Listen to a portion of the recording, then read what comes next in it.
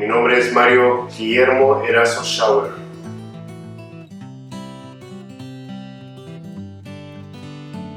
Idealista, soñador, ingenuo, noble, alegre.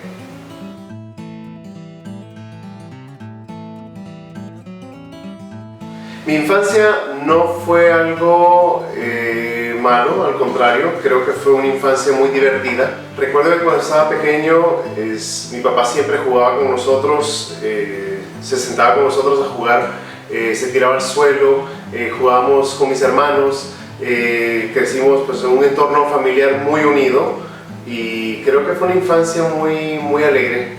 No tengo quejas realmente de mi infancia cuando estaba pequeño.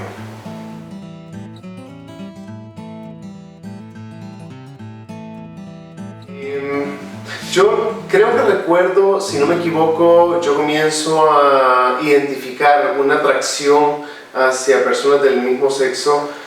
Bueno, no lo entendía realmente en esa época, pero sí creo que fue más o menos entre los 8 o 9 años que empecé a notar una diferencia entre mis compañeritos, entre mis hermanos y yo.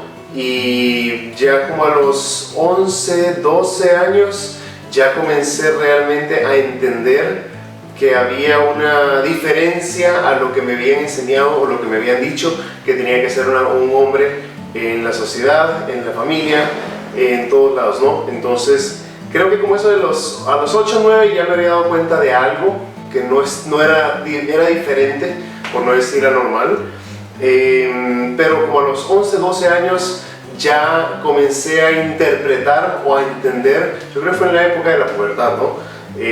Cuando se nota el cambio, ¿no? Cuando te notas y te sientes diferente a lo que normalmente estás acostumbrado a ver alrededor con tu familia, tus compañeritos de escuela, en las películas y en todos lados que has estado.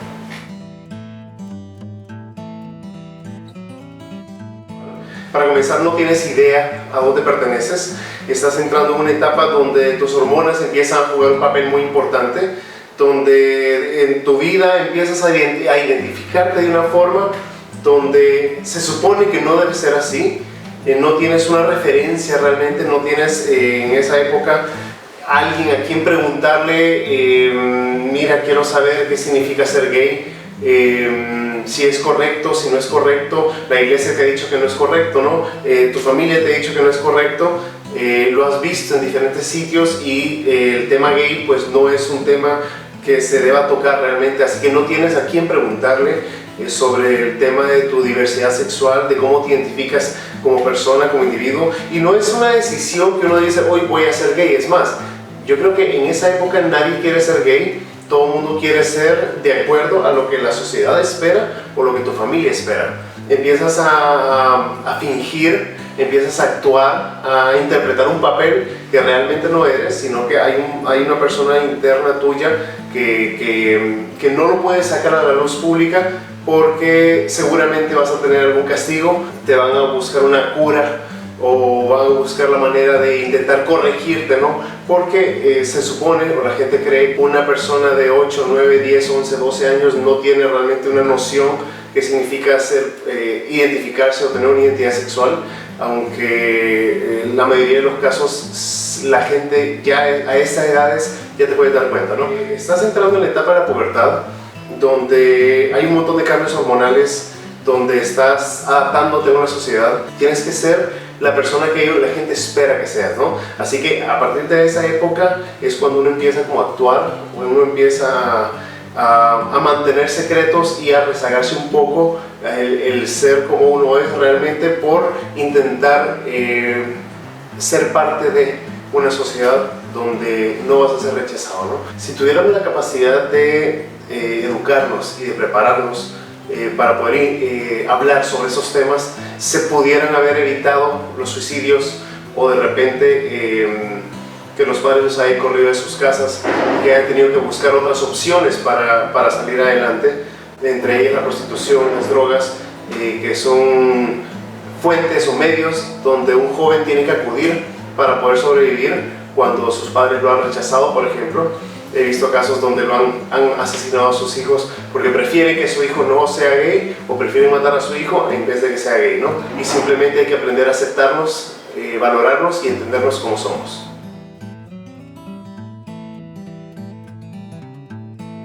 Bueno, mira, a mí me tocó bien particular porque me tocó salir del closet 3 veces. La primera vez fue con mi padre. Le conté a mi abuela primero, de parte de papá, pero no sé qué pasó ahí realmente. Luego se lo comenté a mi padre, ya una vez ya había terminado la universidad. Luego a los 6 o 8 meses se lo conté a mi madre. Y luego a los 27 años me obligaron a salir del closet públicamente, inclusive con el VIH, porque pues empezaron a sacar por todos lados que yo era VIH positivo y que era parte de la diversidad sexual y que era gay. Bueno, un gran escándalo que se dio, así que me tocó salir del closet 3 veces. Ninguna de las 3 veces fue fácil. Con mi padre tuve un conflicto inicial en el cual pues se extendió por varios años, en los cuales dejamos de hablarnos, dejamos de tener comunicación. Y con mi madre pues al principio fue complicado porque obviamente nadie está preparado cuando tu hijo te dice mamá, soy gay. En esa época yo me identificaba como gay porque no entendía realmente qué era ser parte de la diversidad sexual actual.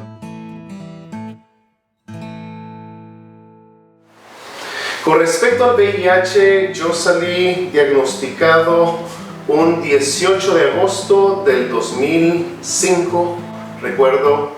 Casualmente fue una fecha complicada, no lo esperaba, y como nadie realmente espera un diagnóstico por VIH, todos creemos que a nosotros no nos va a tocar experimentar eso, no va a llegar o no vamos a estar pues en riesgo porque creemos que somos inmortales o que no nos va a pasar a nosotros, ¿no? Sin embargo, eso es algo que hay que aprender a romper ese estigma, a romper esa idea y comenzar a entender que el VIH puede pasarle a cualquier persona que sea sexualmente activa y que no conozca o desconozca los medios o las medidas de prevención que existen para evitarlo, ¿no?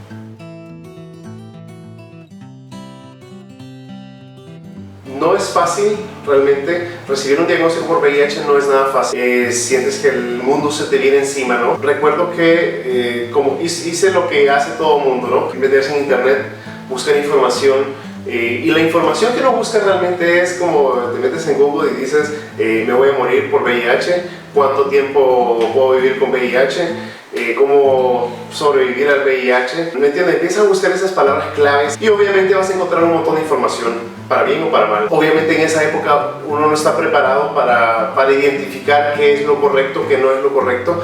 Podemos encontrar blogueros que escriben gran cantidad de mentiras, que no son mentiras de repente para ellos porque eso fue lo que leyeron, lo que escucharon, pero se aleja mucho de la realidad. Hay personas obviamente y hay organizaciones que sí escriben directamente cómo es el tema del VIH, qué es lo que hay que saber, ¿no? Las primeras preguntas. Viví en silencio durante, creo que es 4 o 5 años, donde no le había dicho a nadie que tenía VIH. A mi madre le conté pues cierto tiempo después, pero no fue de inmediato, ¿no? Tenía yo que averiguar de qué se trataba esta nueva condición o situación en la que me había encontrado, donde recibí un diagnóstico por VIH. Los primeros 2 años son los más complicados, pero no es imposible salir adelante. Entiendo que para muchas personas prefieren suicidarse porque no le quieren contar a nadie, o de repente van a recibir su tratamiento, pero no le van a decir a nadie que son VIH positivos porque no quieren compartir esa condición, ¿no?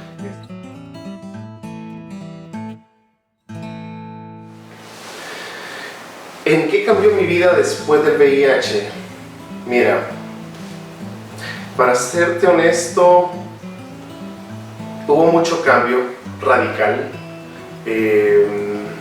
Pues obviamente mi sonrisa natural ya no era tan natural, tenía que fingirla. Estaba trabajando en televisión en esa época, recuerdo, y pues mi tiempo de trabajo era no solo las 8 horas comunes, sino que trabajaba hasta casi a veces hasta 23 horas al día, no, obviamente no constante, pero sí trabajaba bastante. Tenía 16 horas de trabajo diarias. Manejaba un programa de televisión en la mañana, presentaba el programa, luego en la tarde tenía otro, luego me tocaba hacer los guiones y redactar y bueno, hacer todo el trabajo de los medios de comunicación. Aparte mantener una imagen cuidarte mucho, ¿no? El hecho de que cuando uno recién está diagnosticado, empieza como a bajar de peso, hay un cambio en tu cuerpo que es que la gente como que lo empieza a notar, ¿no? La gente te dice, oh, pero te veo delgado, te veo que has bajado de peso, ¿no? Son situaciones que uno tiene que aprender a disimular también. Mi vida cambió radicalmente. Recuerdo que cuando salí diagnosticado, yo hacía alrededor de 5 comerciales al mes para diferentes marcas, diferentes empresas importantes en Honduras. Y después de que mi diagnóstico sale público, me empiezan a sacar de la televisión, me empiezan a decir que debo trabajar tras cámaras. Luego me dicen de que los comerciales que yo hacía ya no los iba a estar haciendo porque andaba buscando otras imágenes. Obviamente todo tenía que ver con el VIH. Me quitaron trabajos, me extorsionaron, me chantajearon, me despidieron de varios lugares, me insultaron de varios lugares. Inclusive recuerdo cuando estuve sin trabajo, fui a un medio de comunicación de estos vulgares de Honduras, que obviamente no me quedaba otro sitio que ir, así que fui a acudir a estos canales que, por cierto, es muy popular, pero tiene un lenguaje bien común. Y fui a pedirles trabajo, pues fui a entregar mi currículum, y casualmente la persona que me atendió de Recursos Humanos, lo primero que me dijo fue, ¿verdad que usted es exitoso? Esa fue la palabra clave o la frase clave con la que me recibió la persona que se supone que está encargada del Departamento de Recursos Humanos cuando se refirió a mí hablando sobre el tema del VIH, ¿no? Y lo que yo hacía, ¿no? Fue una época muy complicada, no voy a decir que fue algo fácil, lloré muchísimo. Recuerdo que me tocaba llorar en silencio y, como escribí en mi libro, me tocaba hacer el trabajo del payaso, ¿no? Es sonreír ante la gente, pero por dentro me estaba ahogando en llanto.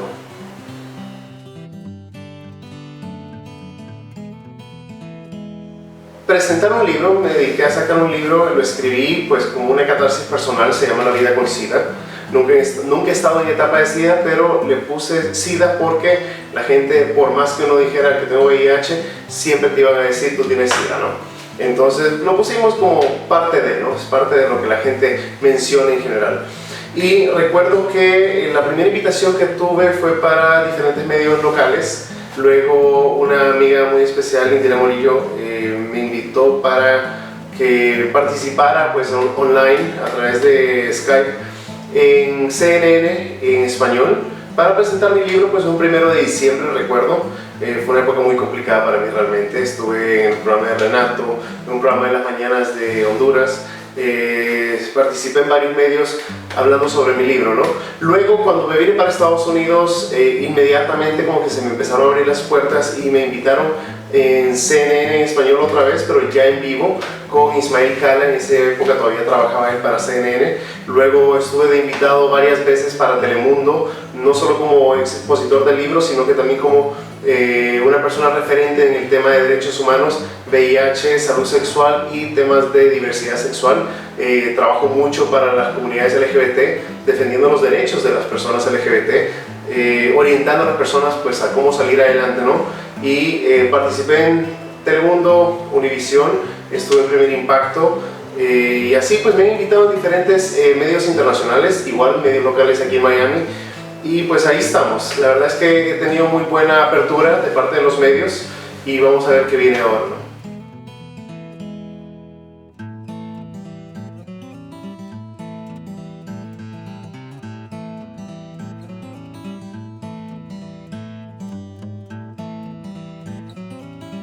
El tema de la salud, pues obviamente tienes que aprender a adaptarte, a conocer tu cuerpo, cómo reacciona, cómo funciona ahora con el nuevo tratamiento.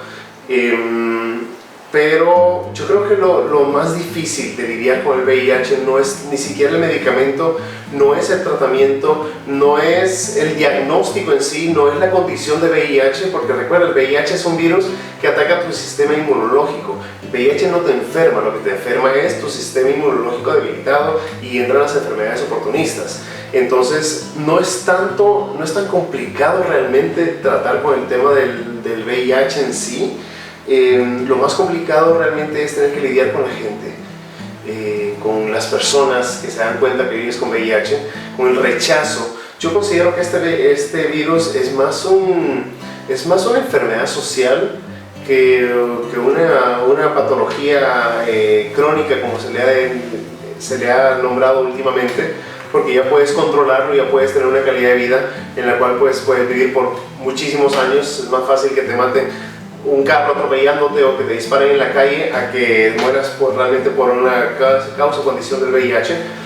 Pero el problema más grande que tiene el VIH realmente es el rechazo de las personas, porque no estamos acostumbrados al rechazo. Es más, con la era de la internet, de las redes sociales, todo este mundo, pues obviamente vemos que la aceptación es parte fundamental para todo. Inclusive si vas a tener patrocinadores, tienes que tener un montón de seguidores. Si vas a tener un buen blog o vas a ser una persona referente como bloguero, como youtuber, tienes que tener cierta cantidad de seguidores para que la gente crea realmente que tú eres una persona que vale la pena pues apoyar económicamente o algo, ¿no? Entonces, cuando entra el VIH, el rechazo social es el mayor problema y es la mayor consecuencia que existe después de un diagnóstico. La gente no quiere contar sobre el VIH porque no quiere ser rechazado.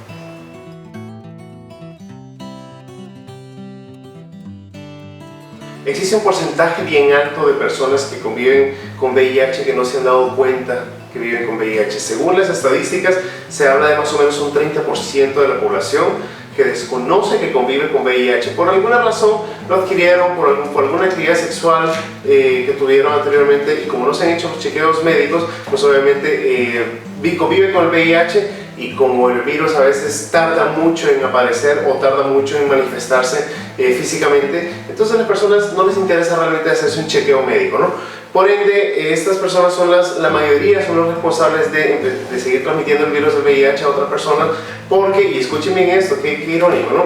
Las personas que tenemos VIH, convivimos con el VIH, no nos interesa pasar el virus a otra persona porque ya pasamos por eso. Sabemos lo difícil, lo complicado, lo traumático, lo traumante que puede resultar convivir con el virus del VIH, y sabemos que no le deseamos este mal a nadie. Sin embargo, y aprendimos a cuidarnos, ¿no? Por eso es que las personas con VIH realmente son las que más se saben cuidar, pero las personas que viven con VIH, que no saben todavía, que no han sido diagnosticadas, son pues la mayoría de las personas que normalmente transmiten el virus a otras personas. Existen estadísticas y cifras donde todavía existen al día cierta cantidad de personas infectadas, personas diagnosticadas nuevas, y pues ya estas estadísticas van creciendo. Obviamente no tanto como en los años 80, sin embargo pues se ve y se nota como el virus ha disminuido en cierta cantidad, pero sigue prevaleciendo, y todavía no hemos logrado llegar a una generación que quede libre del virus del VIH.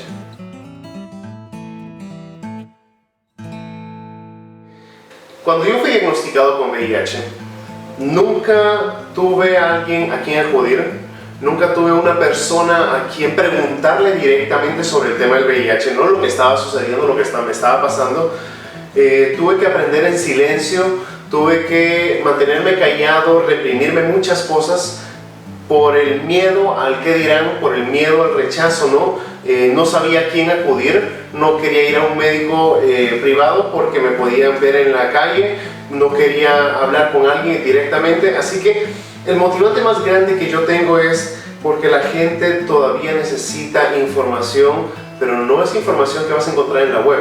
La gente necesita escuchar de una persona que ya pasó por el proceso lo que viene, lo que va a pasar, lo que puede llegar a pasar. Necesita hablar con una persona que le pueda orientar qué hacer, cómo tratar esta situación, y lastimosamente las campañas, como mencionaba, pueden ayudar mucho en brindar información, pueden ayudar en darte técnicas, hablar sobre el tema, cómo prevenirlo, cómo hablarlo y todo. Sin embargo, no es lo mismo hablar con una persona que ya pasó por esta situación que verlo en una campaña o un billboard o en un panfleto que te puedan dar pues algunas organizaciones, ¿no? El motivante más grande que yo tengo es darme cuenta que puedo evitar suicidios, puedo evitar que las personas sigan con temores, puedo lograr que vuelvan a sonreír nuevamente con solamente brindarles una mano amiga, un apoyo, un consejo, orientarles a lo que tengan que hacer, cómo hacerlo. Lo que yo pasé, lo que tanto anhelé encontrar, no lo tuve. Entonces yo creo que ahora yo lo puedo brindar, y ese es uno de los motivantes más grandes que me motiva, me alegra y me hace sentir orgulloso, porque tanta educación que tengo sobre el tema del VIH, tanto conocimiento sobre diferentes temas en general, sería egoísta de mi parte quedármelos para mí mismo, ¿no? Así que tengo la oportunidad de tener una carrera en los medios de comunicación. ¿Por qué no utilizar el conocimiento que ya tengo y compartirlo con las personas a través de las diferentes herramientas que me puedan brindar, ya sea con entrevistas como esta, o en mi canal de YouTube o en mis redes sociales?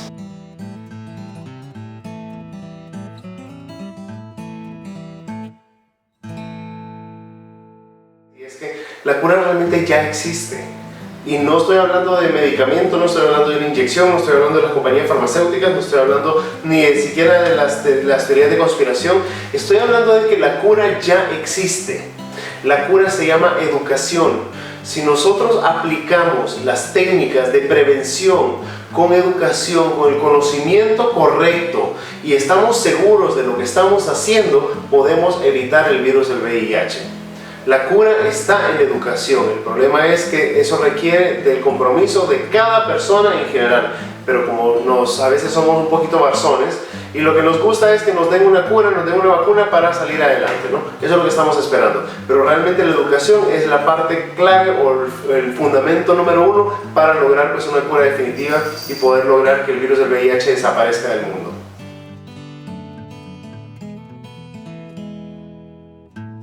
Y ha sido un gusto participar en esta entrevista. No se olviden, para romper un tabú hay que hablar del tabú.